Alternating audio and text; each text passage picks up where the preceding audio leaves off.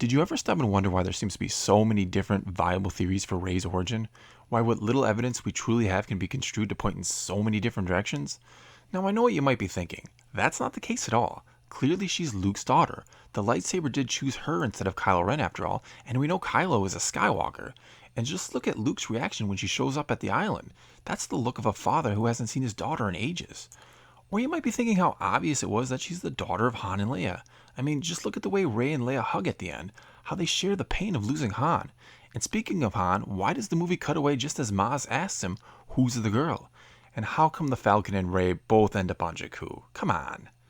Or you might be saying there were way too many parallels that point to her being the granddaughter of Obi-Wan to be coincidence, not to mention Kenobi flat out spoke to her in the Force vision. Or you could be thinking how obvious it is that Rey is the reincarnation of Anakin, because she's a natural at flying and fixing things, and seems to be pure of heart, just like Anakin was when we first met him in Episode 1. And not to mention, Anakin's old saber did choose her over Kylo Ren. But wait, wasn't that evidence for Luke being the father? Now, hopefully you see where I'm going with this, that no matter what theory you firmly believe, there is at least some evidence that points elsewhere, or that could be interpreted to support another theory entirely. And that no matter how concrete of a theory you can come up with, someone can still poke holes in it or find inconsistencies. But why? Why would Disney and Lucasfilm not just tell us flat out who Rey's parents are right in Episode 7, instead of creating this madness? Why make it a mystery, seemingly for the sake of making a mystery? Well, first of all, maybe they had no idea the madness had created. Or maybe they did, and that was the point. But why would they do that?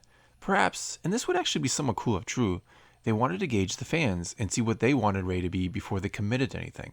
Maybe they had ideas of their own for who and what she should be, but were afraid how people would react if the main character of this new trilogy wasn't a Skywalker, but rather something completely new and different that might take Star Wars in a whole other direction.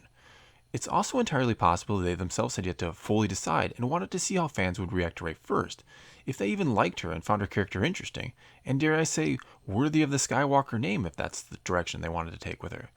I mean, imagine the disaster would be if no one liked Rey, and they'd already committed to making her the daughter of Han and Leia, for example.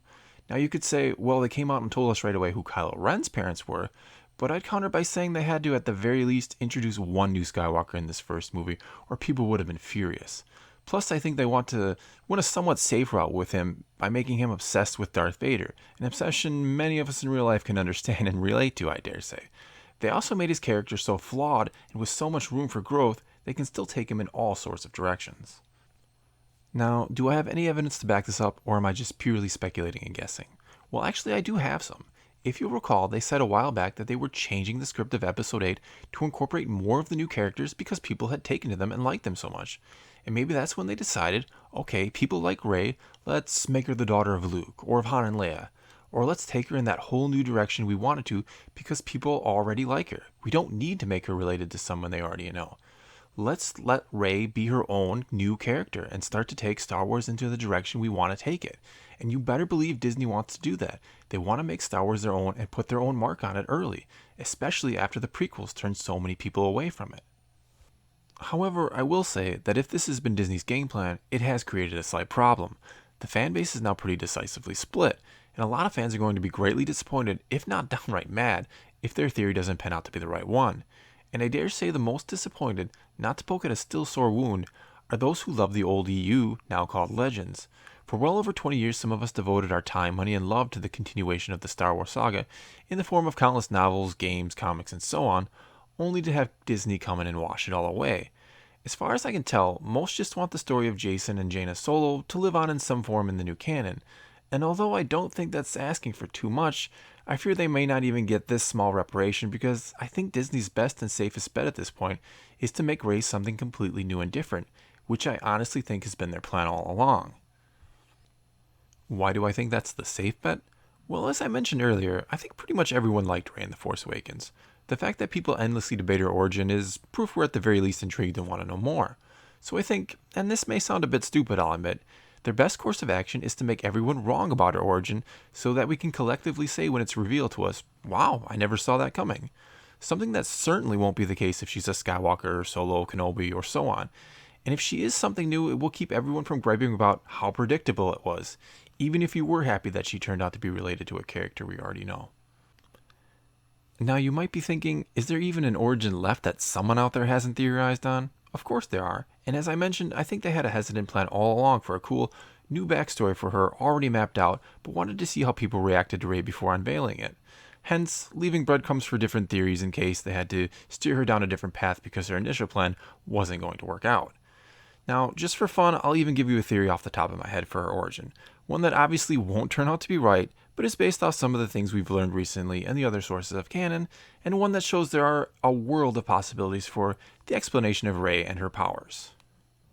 So what if Rey is the daughter or creation of some type of extremely powerful neutral force wielder, something like the Bendu we see in Rebels, one who walks forever between the dark and the light? What if this Bendu-like character believes that his daughter will be powerful enough to somehow bring balance to the Force, to once and for all end the fight Maz Kanata talks to Rey about in The Force Awakens, that never-ending conflict of good versus evil which has taken many forms over the ages? Now, maybe during the early days of her training, the two journey to Jakku, the site of something very strong with the dark side, and we know something is there because Palpatine has interest in Jakku, which we learn about in the Aftermath books. Palpatine even says it was important to the galaxy 1,000 years ago, which is when the Sith were thought to have died out, and will be important again. Whatever is there, Palpatine begins to have excavated, and even eventually builds a secret Imperial research facility on the site. So perhaps this Bendu-like character and young Rey go there either for him to teach her about the dark side and its dangers, or to destroy something ancient that has been kept there. But when they arrive, they find the remains of Palpatine's secret research facility and realize this ancient evil, which of course would just so happen to be Snoke, had been released some time ago. Wanting to keep her safe, yet knowing he must track down this ancient evil and deal with it alone, and with few options, he leaves her on Jakku in the care of Unkar Plutt, fully intending to come back for her, of course. He may even pay Unkar up front with the promise of great rewards when he returns for her. Before he leaves her, however, he does something to her mind to block her force powers so she isn't discovered, and also hopes that leaving her on Jakku, and in the proximity of the residual dark side power left by Snoke's prison, or whatever it may be, that it will keep her safe and hidden from other force users. However, when this Bendu-like character finally tracks down and confronts Snoke, he is instead defeated and killed, but not before gravely wounding Snoke, leaving him as we'll see him in The Force Awakens. Rey, of course, is left waiting for years and years on Jakku for her father to come back, but he never does. And the block of her force powers, and the memories of her training, stay in place until Kylo Ren starts probing around in her mind and somehow breaks it free.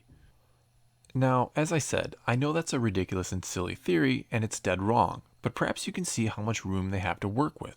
They don't need to limit Rey's story to her being powerful because she's a Skywalker. They can do so much more with this character than that. Give her a unique and new backstory that expands the Star Wars mythos in new, fresh ways that we never even imagined or theorized about before. Well, that's all I got for you this time. Now it's your turn to let me know what you think. Should Disney and Lucasfilm make Rey's origins something new and completely different from anything we've seen before? Am I onto something and they left Episode 7 so vague to test the waters, if you will? Are you going to be disappointed if Rey doesn't turn out to be the daughter of someone we already know? Let me know in the comments below what you think, and let's talk some Star Wars.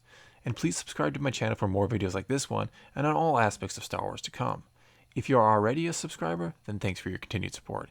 If you want to know when I post new videos, then hit the notification button or follow me on Twitter.